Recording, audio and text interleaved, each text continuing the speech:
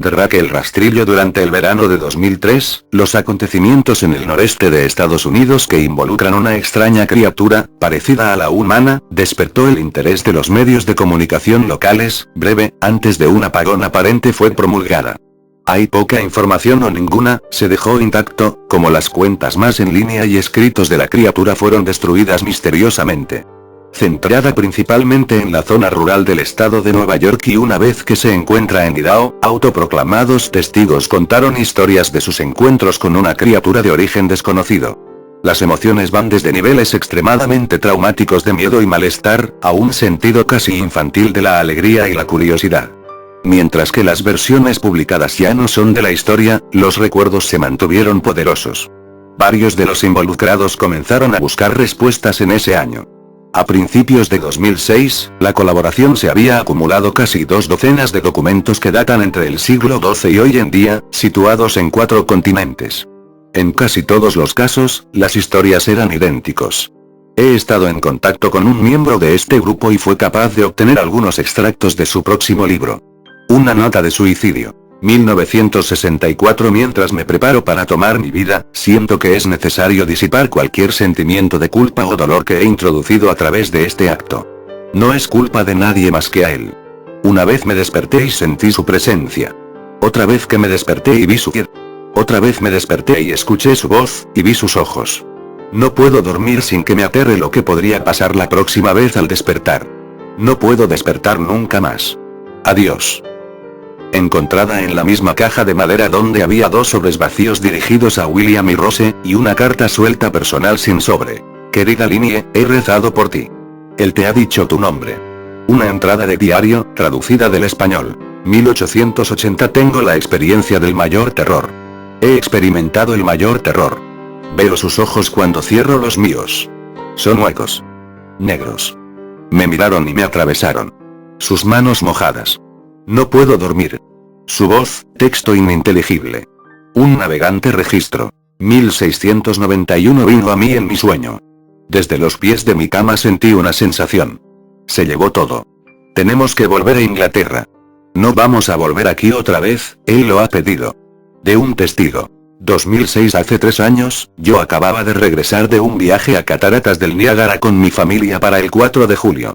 Todos estábamos muy cansados después de un largo día de conducir, por lo que mi esposo y yo pusimos a los niños en la cama y lo llamó una noche. A eso de las 4 am, me desperté pensando que mi esposo se había levantado para ir al baño. Usé ese momento para robar a las sábanas, solo para despertar a mi marido en el proceso. Me disculpé y le pregunté que si él se había levantado. Cuando se volvió hacia mí, él abrió la boca y sacó los pies del extremo de la cama tan rápido su rodilla casi me tiró. Entonces me agarró y no dijo nada. Después de adaptarme a la oscuridad por unos segundos, fui capaz de ver lo que causó la reacción extraña. A los pies de la cama, sentado y de espaldas a nosotros, había lo que parecía ser un hombre desnudo, o un gran perro sin pelo de algún tipo. Su posición corporal era inquietante y poco natural, como si hubiera sido golpeado por un coche o algo así. Por alguna razón, no me asusté, más me preocupaba su condición. En este punto, yo pensaba que teníamos que ayudarle. Mi marido estaba mirando por encima de su brazo y la rodilla, enclavado en la posición fetal, de vez en cuando mirando a mí antes de regresar a la criatura. En una ráfaga de movimiento, la criatura rodó por el lado de la cama y se arrastró rápidamente en una especie de agitado y extraño movimiento a lo largo de la cama hasta que estaba a menos de un palmo de la cara de mi marido. La criatura estuvo completamente en silencio durante unos 30 segundos, o probablemente más cercano a 5, parecía mucho más, solo mirando a mi marido. La criatura entonces puso su mano en su rodilla y corrió al pasillo, que conduce a los cuartos de los niños.